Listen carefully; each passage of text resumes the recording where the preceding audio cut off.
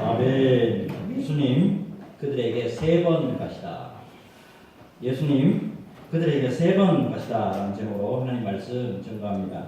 열왕기상 19장 7절과 8절의 말씀 보면 특이한 은혜의 말씀이 기록이 되어 있어요.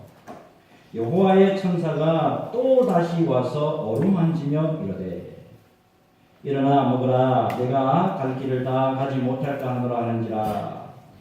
이에 일어나 먹고 마시고 그 음식물에 힘을 의지하여 40주 40야를 가서 하나님의 산 호렙에 이르니라. 여호와의 천사가 또 다시 와서 어루만지며. 여러분 구약 최고의 선지자 중에 한 사람이죠. 엘리야에 관련된 말씀이라는 거 여러분 잘 아실 겁니다. 850명의 거짓 선지자들과 기도 대결에서 하늘에서 불이 떨어지는 응답을 받고 엄청난 승리를 경험한 선지자입니다. 그런데 당시 왕후죠. 이세벨의 협박을 못 이겨서 광야로 도망갑니다. 그리고 로뎀 나무 아래 가서 죽기를 강구합니다. 자, 하나님께서 만약에 이 모양을 보시고 어떻게 하셨을 것 같습니까? 내가 그렇게 엄청난 이적과 기적을 베풀어서 너를 이기게 해주었잖아. 그동안에 내가 너희들 일거수일투족 다 붙잡아 주셔서 승리하게 해줬잖아. 이렇게 믿음이 없어서야 내가 너에게 이 일을 무슨 일을 맡기겠냐. 너 안 되겠다. 이제 너 국물도 없어. 그리고도 네가 선지자를 할 수 있겠느냐. 이렇게 하시는 하나님이 아니라는 거예요. 여호와의 천사가 또 다시 와서 어루만집니다. 또 다시 만져주시고 어때요?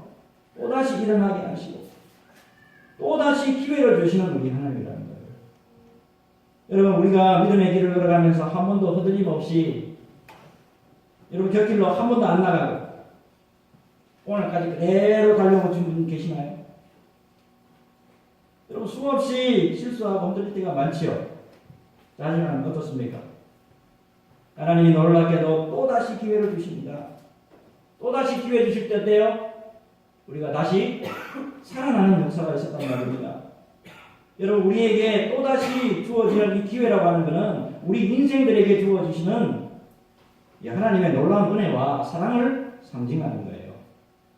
주님이 바로 그런 분이라는 걸 여러분 잊지 마시기 바랍니다. 주님은 이렇게 사랑의 하나님이라는 거 잊지 마시고 늘 주님 앞에서 감사하고 또 감사하고 또 감사한 저와 여러분 되시기를 예수님의 이름으로 축복합니다. 자, 여러분 오늘 말씀은 우리 예수님께서 우리의 모든 죄를 지시고 십자가에서 돌아가시고 장사한 지 사흘 만에 부활하신 그런 사건을 배경으로 하고 있죠.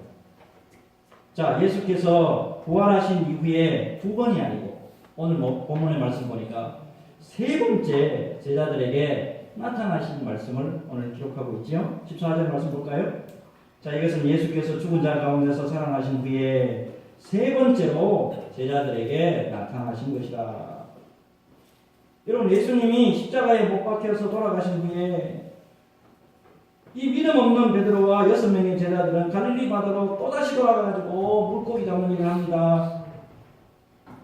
특이한 것은 앞에 이미 2번씩이나 예수님이 제자들에게 몸소 나타나 주셨어요. 그런데 어찌된 영문인지 사역으로 복귀하지 않고 예수님에게로 돌아오지 않고 교회로 돌아오지 않고 예배로 돌아오지 않고 또 세상으로 나가요. 여러분 왜 이들이 이럴 수밖에 없을까요? 여러분 이에 대한 해석들이 참 많아요. 그런데 여러분 무엇보다도 이 복음서 전체를 딱 살펴보면 확실히 보이는 게 있어요. 여러분 예수님은 이미 공생의 동안에 12명의 제자들에게 당신의 십자가의 순환과 부활을 여러 차례 예고를 하셨습니다. 여러분 질문 하나 드려볼게요. 성경에 예수님이 십자가의 순환과 부활을 몇 번 예고하신 것으로 알고 계세요? 성경에 예수님의 십자가와 부활을 분명히 예고하셨거든. 나 이제 곧 죽을 거야. 그러나 난 죽지 않고 다시 살아날 거야. 몇 번 예고하셨어요? 예, 적어도 3번 예고하셨어요. 마태복음 16장, 17장, 20장에 3번 예고를 하셨다고요.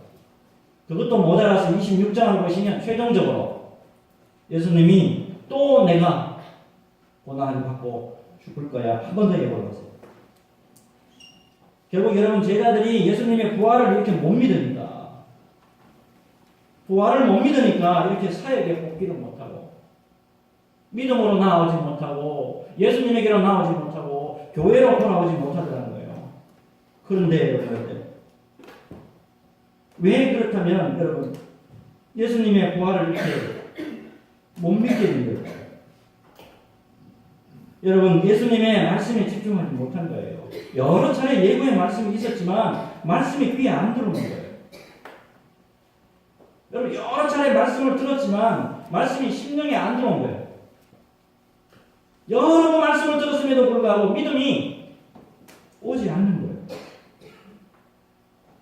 자, 그런데 여러분 이때 예수님이 계속해서 제자들을 만약에 찾아가 주시지 않았다고 한다면 한 번 찾아가시고 2번 찾아가시고 3번 찾아가셨는데 이렇게 찾아오지 않았다면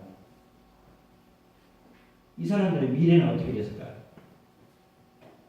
예수님이 나에게 한 번 찾아오시고 2번 찾아오시고 3번 찾아오시지 않았다면 우리의 미래는 어떻게 되어 있을까요?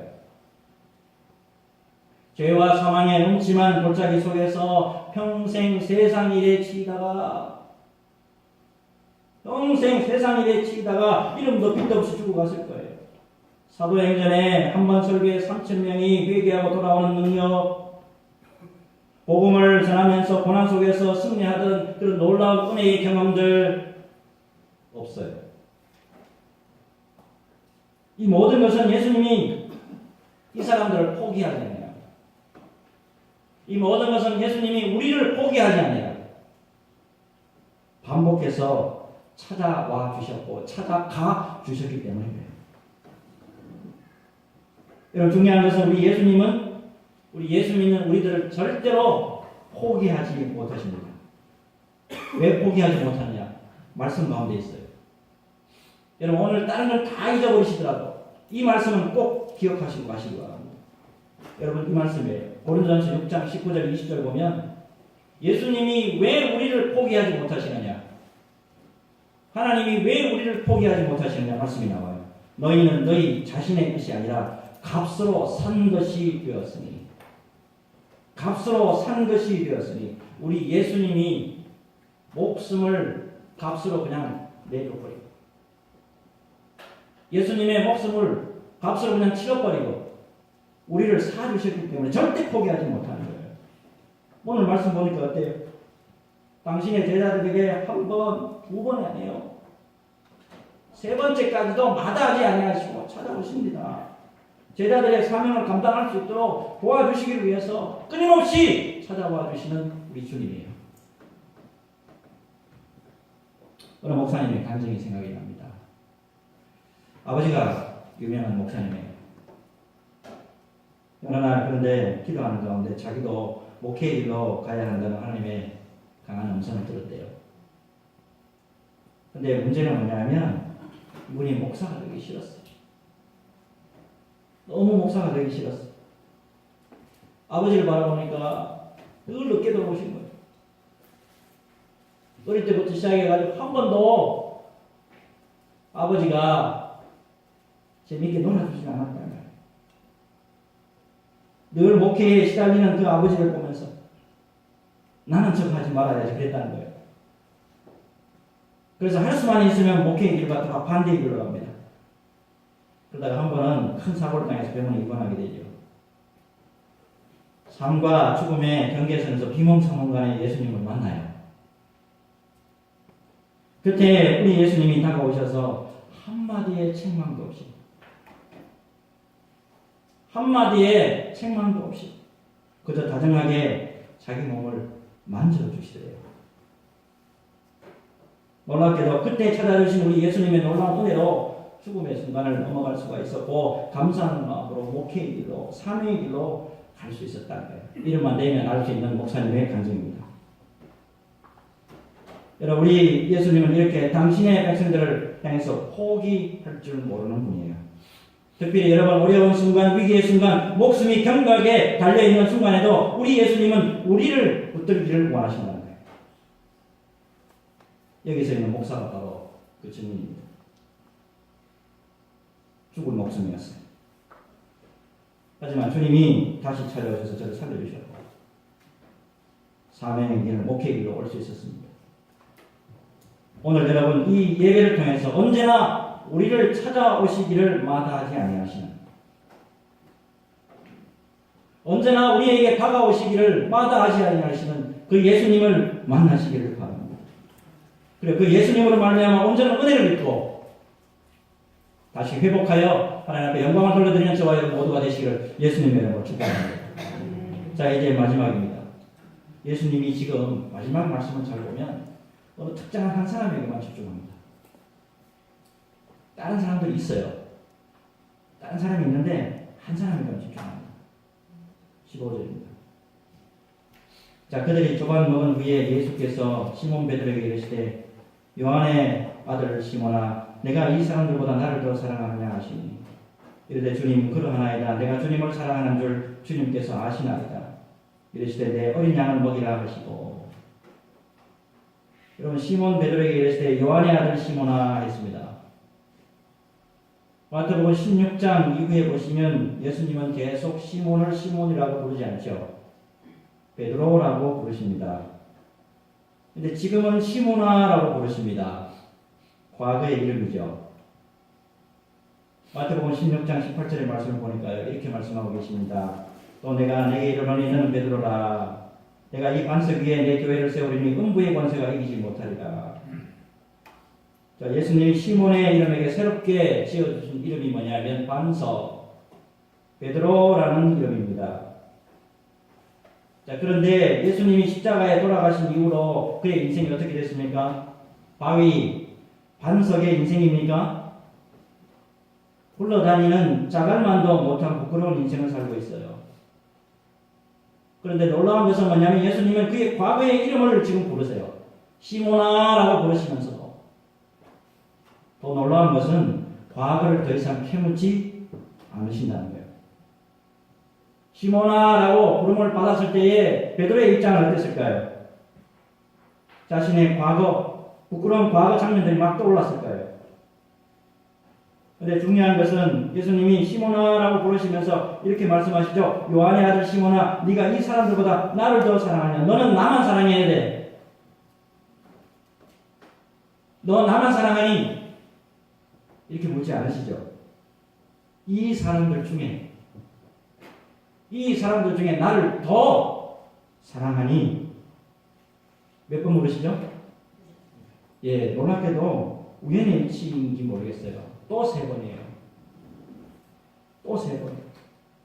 예수님이 이렇게 3번씩이나 물으시면서 베드로가 주님을 향한 사랑을 회복하도록 물으시는 이유가 있어요. 그리고 실패와 낭망에 빠져있는 베드로에게 새로운 힘을 공급하시는 모습을 우리에게 보여줍니다. 놀라운 것은 요한의 아들 시몬아, 네가 이 사람들보다 나를 더 사랑하느냐 물으시는 가운데 분명한 메시지가 있는데요. 베드로의 실수, 베드로의 허물, 베드로의 연약함을 모두 주님이 지금 용서하고 계시고 베드로의 허물을 다 받아주시고 계세요. 베드로야, 너 나를 3번씩이나 모른다고 했지. 그것 때문에 낭만과 실망에 빠질지도 지금.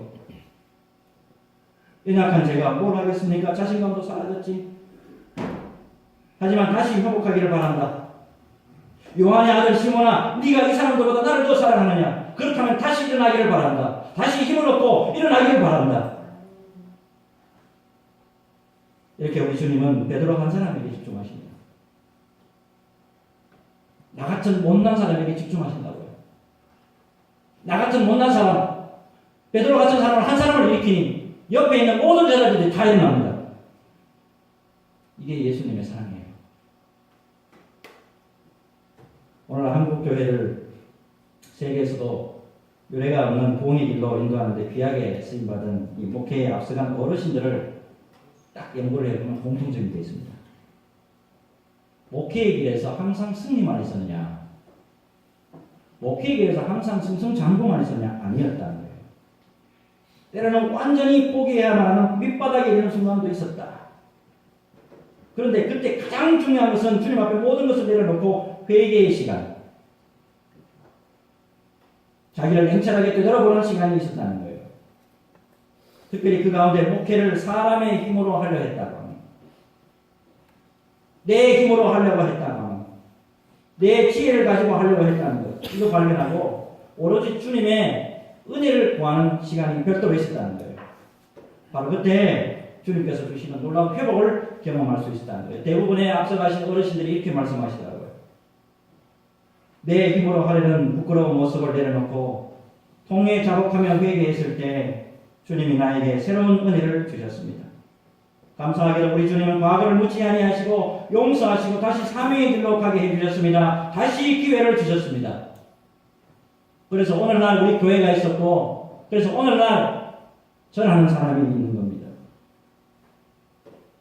여러분, 우리 주님은 과거의 실수와 허물을 탓하지 아니하시고 다시 주님을 향한 사랑을 회복시켜 주시고 다시 힘을 주시고 다시 사명을 주셔서 일으켜 세우시는 분이에요. 우리 주님은 바로 이런 분이에요. 다시 사랑을 주시기를 원하고 다시 회복을 주시기를 원하고 다시 힘을 주시기를 원하시는 하나님의 사랑입니다. 이것을 여러분 믿음으로 받으시길 바랍니다. 언제나 우리 주님은 주님의 백성들이 모든 이 연약한 가운데서도 회복받으시길 바랍니다. 다시 일어나기를 원하고 강하게 되기를 원하고 능력 있게 일어서게 해주시는 그런 분이에요. 주님이 능력으로 부활하신 이 부활주일에 다시 사명과 은혜를 회복하고 하나님 앞에 영광스럽게 나아가는 저와 여러분 되시기를 주 예수님의 이름으로 축복합니다. 자, 오늘 말씀 결론 두 가지입니다. 첫째가요, 절대로 당신의 피로 값주고 사신 백성들을 포기하지 아니하시고 다시 기회를 주시는 우리 하나님이에요. 두 번째가요, 절대 낭만과 실망으로 넘어지지 않고 다시 회복하도록 다시 힘을 주시고 다시 은혜를 베푸시기를 원하시는 것이 우리 예수 그리스도의 사랑입니다. 여러분, 이 말씀을 꼭 기억하시고 부활하신 주님과 함께, 오늘 부활하신 주님과 함께 영원토록 우리의 믿음을 경주를 잘 감당할 수 있도록 주의 성령이여 우리와 함께 하시고 끝까지 이제는 뒤돌아보지 아니하고 주님 앞에 영광스럽게 쓰임받기를 원하오니 주님 우리와 함께하여 주옵소서. 나와 함께하여 주옵소서. 기도하며 나아가는 저와 여러분 되시기를 주 예수님의 이름으로 축복합니다. 축복합니다. 하나님, 부활의 이날에 하나님께서 우리와 함께 하시고 오늘도 귀한 말씀